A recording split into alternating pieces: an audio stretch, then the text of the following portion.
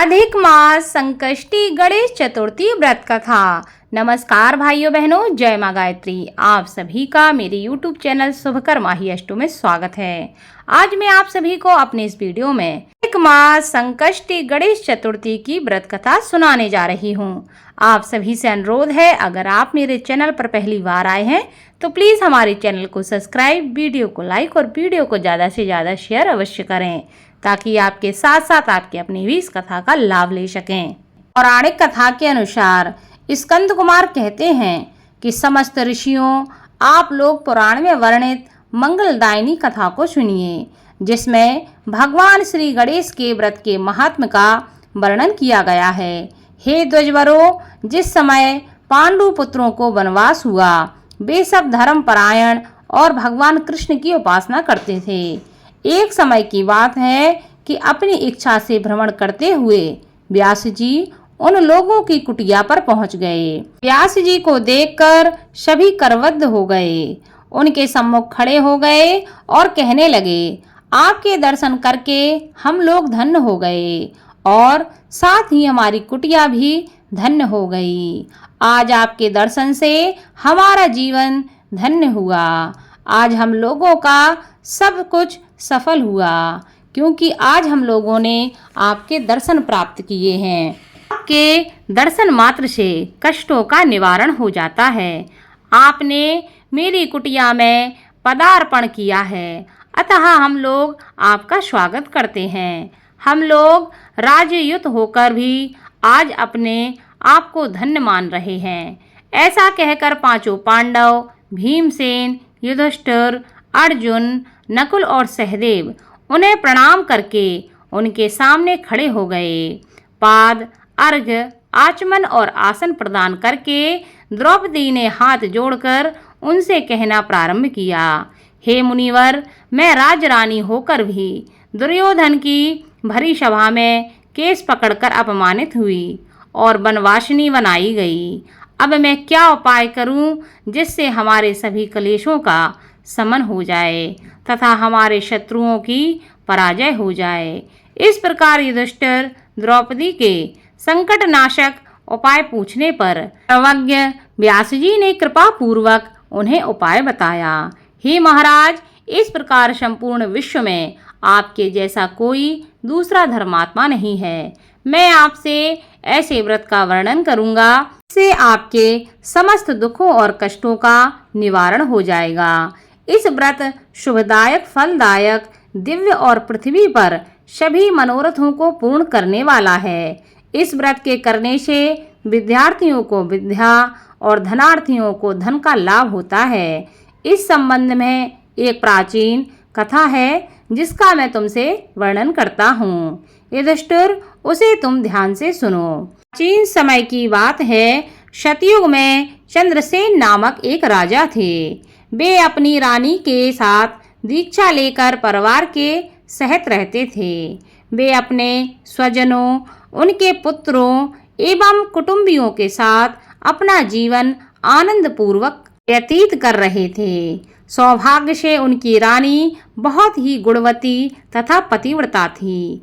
हे राजन, युधिष्ठिर उनका नाम रत्नावली था।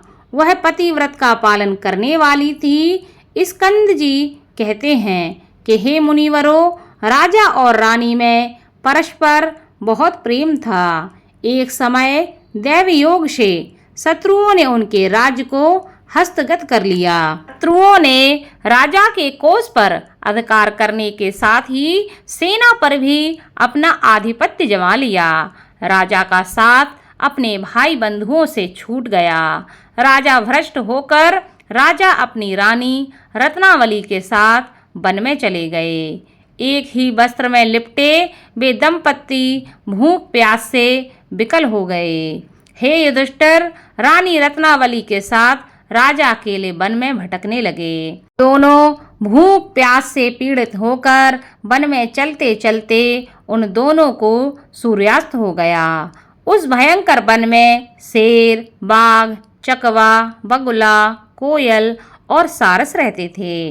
रानी के पैर में कांटा चुभ जाने से राजा को महान कष्ट का अनुभव हुआ। उस वन में घूमते हुए राजा ने प्रातःकाल महर्षि मार्कंडेय को दूर से ही देखा। धीरे धीरे चलकर वहां तक पहुँचे और उन्हें दंडवत प्रणाम किया। उनकी पत्नी ने श्री मुनि को बारंबार प्रणाम किया। वन में विराजमान तपस्वी एवं जितेंद्रिय मुनि मार्कंडेय जी से हाथ जोड़कर राजा ने कहा। राजा ने पूछा कि हे मुनिवर, मैंने पूर्व जन्म में ऐसा कौन सा पाप किया था जिससे मेरी राजलक्ष्मी शत्रुओं द्वारा छीन ली गई है।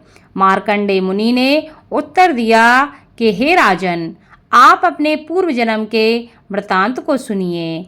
मैं आपको बतला रहा हूँ। एक बार आखेट यानी कि शिकार के लिए आप गहन वन में चले गए। हरिण, चीते, खरगोश का शिकार करते करते उस वन में रात हो गई और अधिक मास की चतुर्थी आ गई। उस वन में आपने एक सुंदर सरोवर देखा और उसके किनारे लाल रंग की साड़ी पहने हुए नाग कन्याओं को देखा। वे सब गणेश जी की पूजा कर रही थीं। यह देखकर आपको बड़ा आश्चर्य हुआ। आपने वहां पहुंचकर बड़ी नम्रता पूर्वक पूछा कि हे स्वर्गगामिनी देवियों, गणेश जी की पूजा कैसे करनी चाहिए? आप लोग मुझे भी इस पूजा के बारे में कृपया करके बताएं। इसका प्रभाव हमें बतलाइए, क्योंकि मैं भी पूजन करना चाहता हूँ। नाग कन्याओं ने उत्तर दिया कि आप गणेश जी की पूजा कीजिए। इससे समस्त सिद्धियां प्राप्त होती हैं और नित्य ही शांति, पुष्टि, सुख और संतान एवं धन में वृद्धि होती है। राजा ने महिलाओं से पूछा कि गणेश जी की पूजा किस महीने में और किस तिथि को करनी चाहिए? इसमें किस वस्तु का दान देना चाहिए? इस पूजन की क्या विधि है? आप लोग कृपया करके मुझे यह सब बताएं।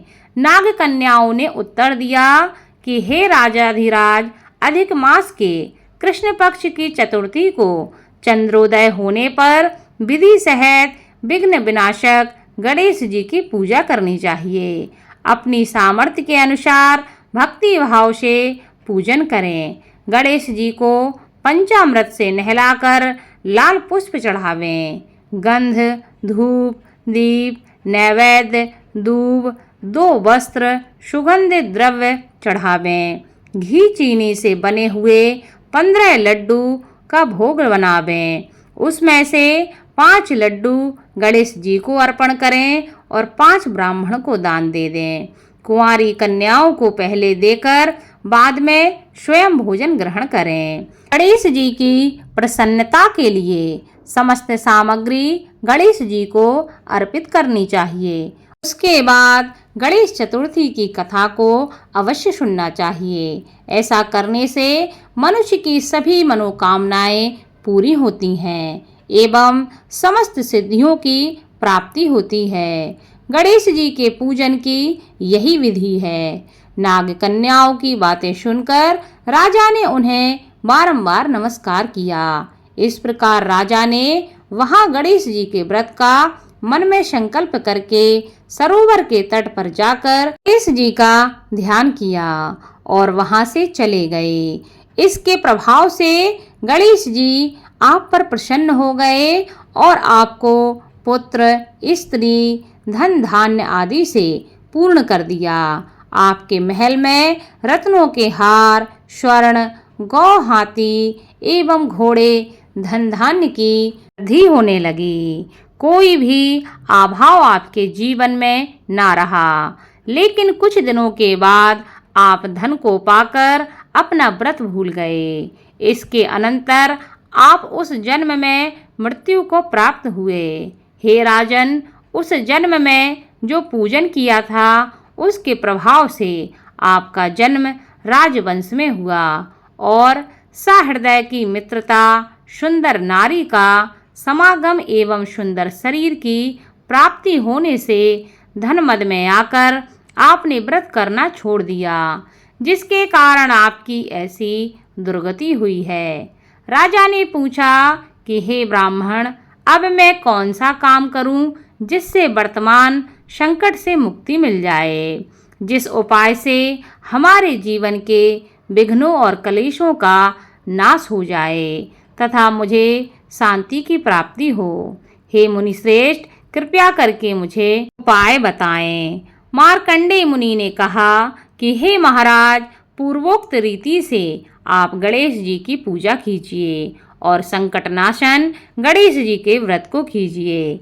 इससे गणेश जी प्रसन्न होंगे और आपको पुनः राज्य वैभव प्राप्त होगा। इसलिए संपूर्ण कष्टों के शमनार्थ आप स्वयं गणेश जी की पूजा कीजिए। व्यास जी कहते हैं कि मार्कंडेय जी की बात सुनकर राजा ने उन्हें प्रणाम किया और अपने भवन को लौट गए। रानी के साथ राजा ने भक्ति पूर्वक विधिवत व्रत करना प्रारंभ किया। व्रत के करने से उनके शत्रुओं का नाश हुआ। उन्होंने अपना खोया हुआ राज्य पुनः प्राप्त किया। गणेश जी की पूजा करने से सभी वस्तुएं सुलभ ही हो जाती हैं और सभी कार्यों में सफलता मिलने लगती है। स्कंद कुमार जी कहते हैं कि व्यास जी के वचन सुनकर महाराज युधिष्ठिर ने हाथ जोड़कर उनसे फिर से पूछा। युधिष्ठिर ने कहा कि हे कष्टों को दूर करने वाले महर्षि, इस चतुर्थी के व्रत की विधि बतलाइए। किस नाम से, किस मास में, किस प्रकार से गणेश जी की पूजा करनी चाहिए, तब इस व्रत में किस चीज का आहार ग्रहण करना चाहिए, कृपया करके हमारा मार्गदर्शन करें। तब व्यास जी कहते हैं कि हे राजन, अधिक मास में चतुर्थी को गणेश्वर के नाम से पूजा करनी चाहिए। लाल कनेर के फूल चढ़ाकर लड्डू आदि का भोग लगावें। लाल चंदन, रोली, अक्षत और दूब को एक एक नाम से अलग अलग चढ़ावें। तत्पश्चात विश्व प्रियाय नमः कहकर आचमन करें। ब्रह्मचारिणे नमः कहकर स्नान कराएं। गणेश्वराय नमः से वस्त्र पहनाएं। पुष्टिदाय नमः से चंदन चढ़ावें। विनायकाय नमः से पुष्प चढ़ाएं। उमासुताय नमः से धूप समर्पित करें। रुद्रप्रियाय नमः से दीप समर्पित करें। विघ्न नाशने नमः से नैवेद्य अर्पित करें। फलादात्रे नमः से तांबूल चढ़ाएं। संकट नाशने नमः से फल चढ़ावें। इसके बाद विघ्न विनाशक गणेश जी से प्रार्थना करें कि हे सुंदर मुख वाले गणेश जी, मैं भव बाधा से ग्रस्त एवं भय से पीड़ित और कलुषों से संतप्त हूँ। आप मेरे ऊपर प्रसन्न होइए। हे दुख दारिद्र के नाशक गणनायक जी, मेरी रक्षा कीजिए। हे विघ्नों के विनाशक, आपको बारंबार प्रणाम है। उसके बाद इस मंत्र से पुष्पांजलि देकर चंद्रमा को अर्घ देवें। हे क्षीर सागर ग्रह संभूत, हे द्विजराज, हे षोडश कलाओं के अधिपति, शंख में सफेद फूल, चंदन, जल, अक्षत और दक्षिणा लेकर हे रोहिणी सहित चंद्रमा, आप मेरे अर्घ को स्वीकार करें। मैं आपको प्रणाम करता हूँ। उसके बाद ब्राह्मण को भोजन करावें, लड्डू और दक्षिणा दें।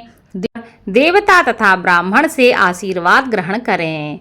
अन्य द्वारा स्वयं आहार ग्रहण करें। रात्रि में भूमि पर शयन करें।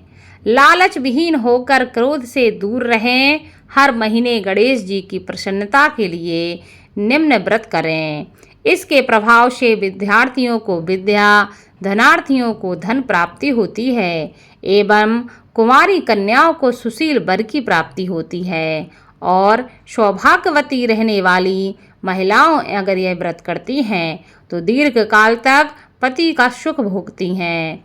विधवा रहकर व्रत करने पर अगले जन्म में वह हमेशा सधवा होती हैं एवं ऐश्वर्यशालिनी बनकर पुत्र पौत्र आदि का सुख भोगती हैं और अंत में मोक्ष को प्राप्त करती हैं। पुत्रेक्षु को पुत्र लाभ एवं रोगी को रोग निवारण मिलता है। भयभीत व्यक्ति भय से रहित हो जाता है एवं बंधन में पड़ा हुआ व्यक्ति बंधन से मुक्त हो जाता है। व्यास जी कहते हैं कि हे राजन, इस प्रकार आप भी इस व्रत को कीजिए। इस संकट नाशक चतुर्थी व्रत करने से आप गणेश जी की कृपा से अपने राज्य को पुनः प्राप्त कर लेंगे।